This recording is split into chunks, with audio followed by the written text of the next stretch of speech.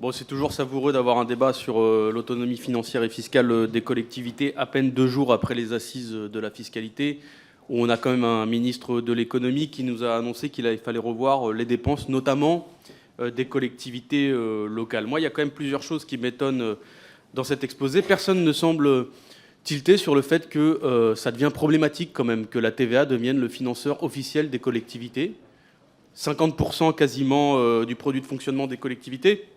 40 milliards d'euros de transférés.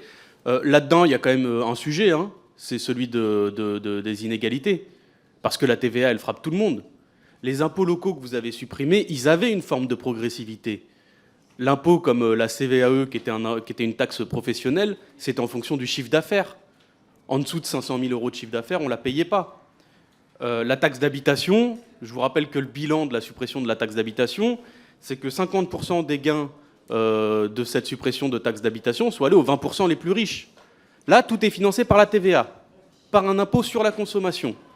Donc il est évident qu'après, dans les collectivités, les maires, les présidents de département, évidemment, ils ne peuvent plus augmenter les impôts locaux. Parce que là, les prix à la consommation, ils sont trop forts pour les Français. Donc c'est pas possible. Donc c'est pas un sentiment de perte d'autonomie, c'est que les gens sont pauvres. Et ils sont pauvres parce qu'on a une politique aujourd'hui qui est centrée, mais d'ailleurs c'était dans vos documents, sur la compétitivité des entreprises, sauf qu'on voit concrètement ce que ça fait aujourd'hui de perdre 100 milliards d'euros de TVA qui vont plus à la redistribution, mais à la compensation d'impôts qui ont été supprimés. C'est que du coup, ces 100 milliards d'euros-là, ils servent plus, par exemple, je prends juste un exemple, à faire en sorte de résoudre le gros problème de l'immobilier.